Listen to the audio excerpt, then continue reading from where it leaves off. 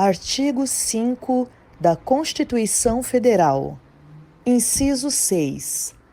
É inviolável a liberdade de consciência e de crença, sendo assegurado o livre exercício dos cultos religiosos e garantida, na forma da lei, a proteção aos locais de culto e às suas liturgias. Inciso 8. Ninguém será privado de direitos por motivo de crença religiosa ou de convicção filosófica ou política, salvo se as invocar para eximir-se de obrigação legal a todos imposta e recusar-se a cumprir prestação alternativa fixada em lei.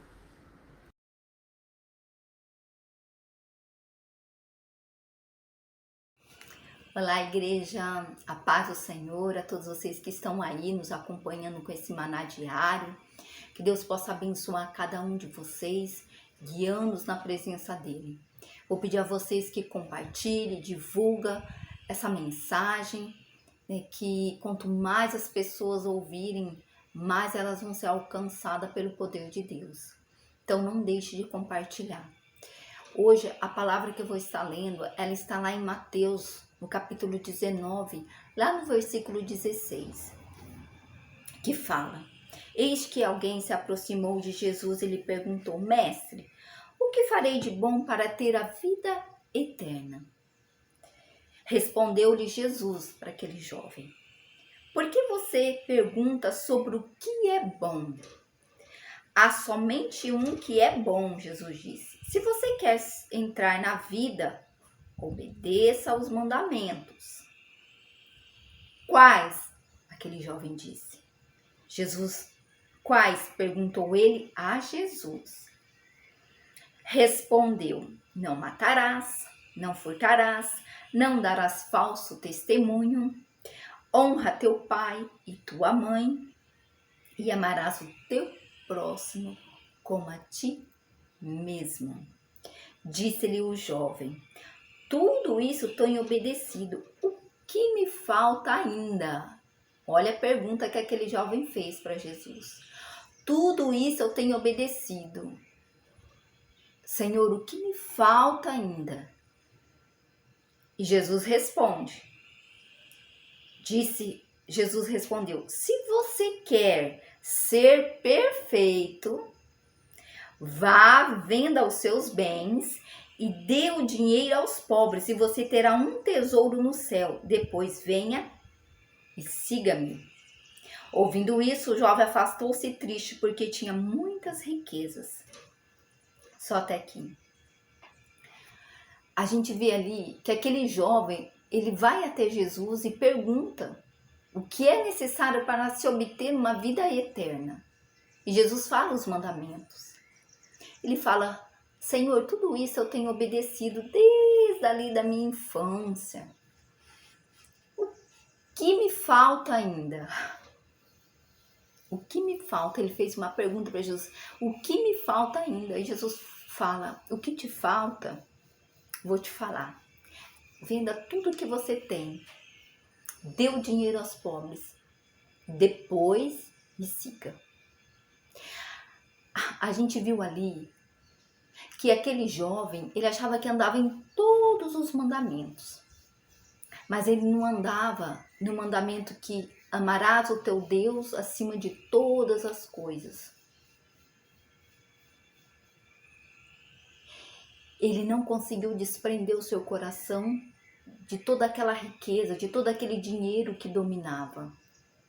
Ele não percebeu que o dinheiro, ele dominava dominava o coração daquele jovem. Ele não conseguiu perceber isso, que ele estava seguindo um Deus que não era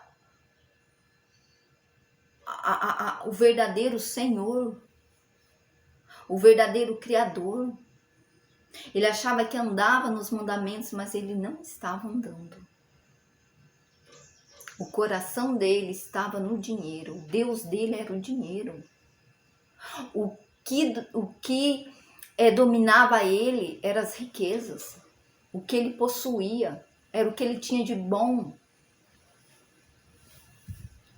Então, por isso, ele não conseguiu se desprender daquilo. E olha que ele perguntou para Jesus, quais é necessário para que eu obtenha a vida eterna?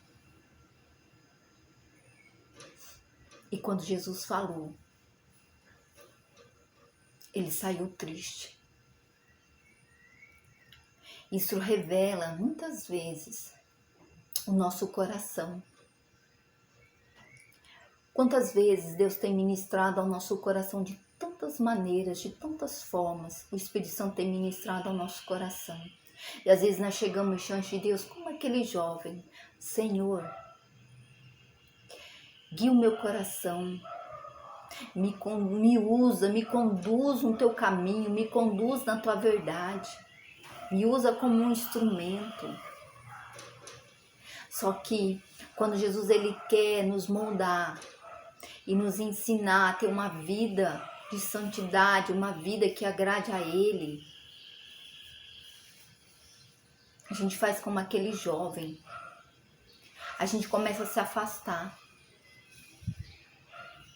A gente começa a se afastar porque a gente acha que nós não vamos conseguir andar num caminho que agrade a Deus, que o sirva.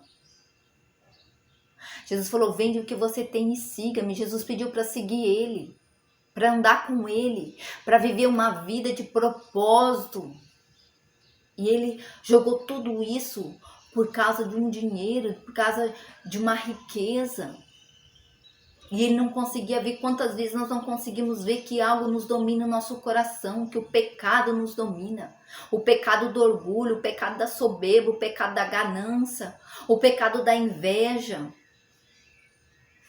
Às vezes a gente não consegue ver esses pecados, porque eles cegam e impedem de ver que estamos errando, que estamos traçando um caminho que não é o caminho da verdade, que não vai nos levar à salvação. E quando Jesus vem mostrando, a gente faz como aquele jovem, se desvia do caminho e começa a seguir os nossos próprios caminhos. E começamos a planejar planos que não é planos do Senhor. Não que é errado planejar planos. Mas muitas vezes os planos que a gente planeja não são os que Deus quer para a nossa vida.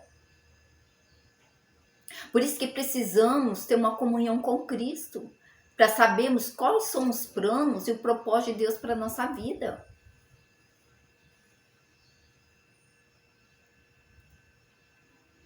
Você vê que a verdade, Deus sempre vai revelar a verdade no nosso coração. Ele revelou a verdade no coração daquele jovem, mas ele não aceitou a verdade. Quantas vezes a verdade é revelada no nosso coração? Deus levanta pessoas para ministrar o nosso coração. E às vezes a gente sabe daquilo que nós temos que abrir mão, daquilo que temos que renunciar. Jesus fala: aquele que não renunciar, pai, mãe, filhos, sabe, a sua própria vida, não é digno do reino dos céus. Jesus deixou bem claro na sua palavra. Abrir mão de nós mesmos é algo que muitas vezes dói, porque a gente não quer abrir mão. E a gente vai empurrando com a barriga, vivendo uma vida fora do propósito. Simplesmente porque não se encaixamos nos planos de Deus, naquilo que Deus tem para a nossa vida. O Senhor, quando Ele fala que renunciar à nossa própria vida, aos nossos pensamentos, às nossas atitudes, aquilo que a gente às vezes pensa que é certo, sabe, que é correto, mas aos olhos de Deus não é. A gente cria um pensamento, cria uma lei e segue aquela lei como os fariseus. Mas não que isso agrade a Deus. Às vezes o pecado nos cega, impedindo de ver a glória de Deus, de ver a verdade de Deus. E a comunhão nos abre os nossos olhos. A comunhão nos leva a enxergar o pecado na nossa vida, aquilo que tem dominado o nosso coração. Por que muitas vezes as pessoas não conseguem ofertar na igreja, não conseguem dizimar? Porque o Deus dela é o dinheiro. Tá ali, prende ela. Às vezes é um amigo, às vezes é um filho, é algo que prende o seu coração. Às vezes é um orgulho. São coisas que prendem, às vezes pequenas. Mas essas coisas pequenas, muitas vezes, é que nos leva para o buraco. É que nos leva fora do alcance de Deus. E Jesus nos chama, como chamou aquele jovem. Vem e siga-me. Jesus nos chama para seguir Ele todos os dias, para ter um compromisso todos os dias com Ele. O povo de Deus não gosta de compromisso, não gosta de responsabilidade. As pessoas querem Deus para que Deus resolva as suas vidas. Deus resolva os seus problemas, como Marta. Queria Jesus só para resolver aquela situação no momento, mas não para conhecer Jesus, não para ter uma intimidade com Jesus. E nós às vezes queremos Deus só para resolver a nossa área financeira, curar as nossas doenças, nos curar, operar na nossa vida, fazer um milagre. Mas não queremos que Deus faça morada no nosso coração. Não queremos viver um caminho que agrade a Deus.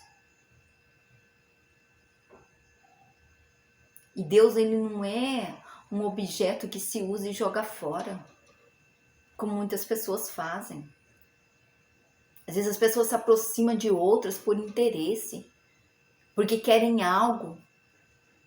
Mas Deus, ele não é assim. Deus não quer que nós nos aproximamos por interesse, só porque ele tem algo para nos dar. Por isso precisamos chegar diante de Deus, falar: Deus, sonda o meu coração, como Davi. Davi foi um homem segundo o coração de Deus. Por mais que ele errou, mas o coração dele era um coração segundo o coração de Deus. Porque ainda que ele errou, mas ele se arrependeu, ele se prostrou diante de Deus.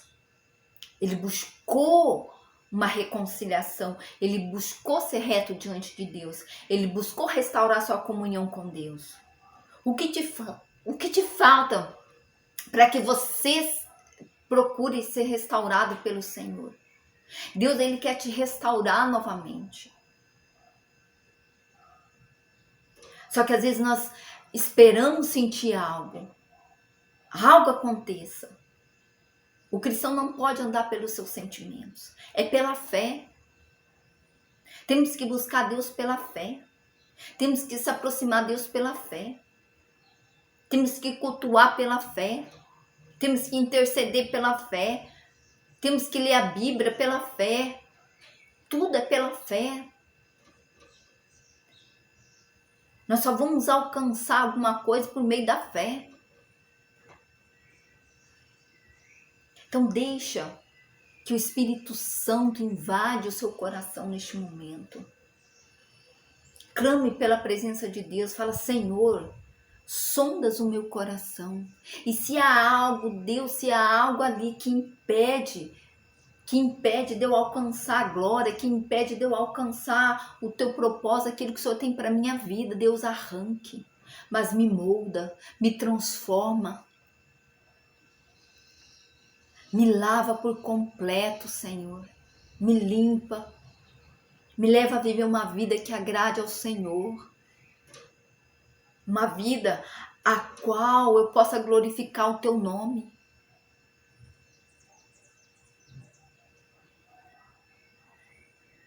A nossa vida tem que glorificar o nome do Senhor. As nossas atitudes, os nossos comportamentos, o nosso falar, o nosso proceder, tudo tem que ser para glorificar a Deus, porque nós somos pessoas transformadas. Cristo nos alcançou, Cristo nos libertou, Cristo nos redimiu da maldição da lei do pecado e da morte. Ele nos alcançou com seu precioso sangue, nos lavou, nos purificou, nos fez justa. Você é justa. Você não é mais aquela velha criatura, aquela velho eu. Aquilo tudo foi apagado. O que você era, Deus nem lembra mais. Porque quando você aceitou Cristo, a sua história começou daquele momento. Ele escreveu uma nova história para você. Por isso você é limpa, é justa, é santa. Mas você precisa crer nisso. Crer naquilo que Jesus alcançou por você naquela cruz. Não jogue fora aquilo que Cristo alcançou por você. Não joga fora os sonhos de Deus, os propósitos de Deus, por causa de amizade, por causa de namorado.